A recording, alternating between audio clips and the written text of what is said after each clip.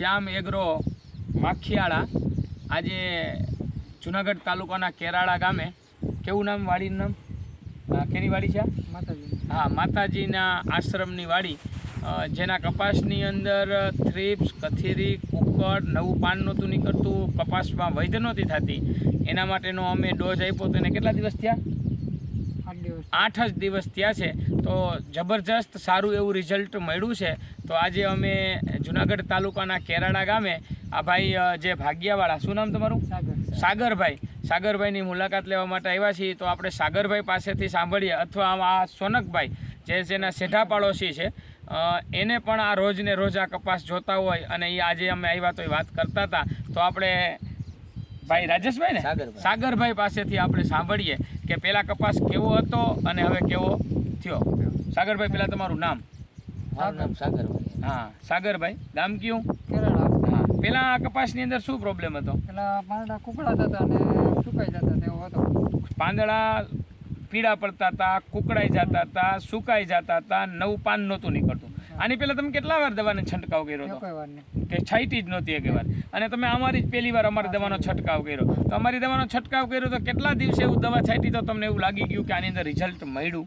4 દિવસે લાગી ગયું. 4 દિવસથી એવું લાગ્યું કે આની અંદર દવાનું રિઝલ્ટ મળી ગયું. તો અત્યારે કેવું રિઝલ્ટ મળ્યું છે તમને? રિઝલ્ટમાં શું દેખાય છે? આમાં ફેરફાર શું દેખાય? એમ ઘણો ફેરફાર છે. જો હવે આપણે દરેક ખેડૂતને હું બતાવું છું, સાગરભાઈ તો નહીં બતાવી શકે, કે જે ફૂટ થઈ છે, જે દરેક ખેડૂત જોઈ શકો તમે, આ રીતની જે નવા પાનની અંદર ફૂટ થઈ ગઈ છે જોઈ શકો. અને સાગરભાઈનું મેં કપાસની અંદર આવ્યો ને ત્યારે જ મેં સૌથી પહેલાં જોયું હતું કે ભાઈ સાગરભાઈનું જે દવા છાંટવાનું જે કામ એ પરફેક્ટ છે, સારું છે, અને એના થકી જ રિઝલ્ટ સારું મળ્યું છે.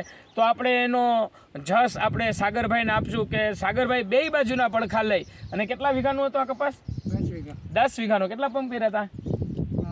મારે 28 પંપ આવ્યા. હા, 10 વીઘાની અંદર 28 પંપનો છંટકાવ કર્યો તો થ્રીપ્સ, કથીરી અને કુકડ ફૂલે ફૂલ હતી, અને અત્યારે સારું એવું રિઝલ્ટ મળ્યું છે. તો આપણે આ એના જે સેઢા પાડોશી જે સોનકભાઈ, તમે રોજે રોજ આ કપાસ જોતા હતા, તો એના વિશે શું કહો છો તમે દરેક ખેડૂત? નબળો હતો. હા, થઈ ગયા પણ સારો થઈ ગયો. કેવા થઈ ગયો તો? પાન કેવા થઈ ગયા હતા? ઉકળાઈ ગયા હતા. બરાબર ને? સારું એવું રિઝલ્ટ મળ્યું, બરાબર ને? એ તમે 28 પંપનો જે ડોઝ માર્યો તો 10 વીઘાના કપાસની અંદર કેટલા રૂપિયાનો હતો એ તમને ખબર છે? 3000 રૂપિયાનો ડોઝ હતો. થ્રીપ્સ, કથીરીને, કુકડને સુધારવાનો ડોઝ.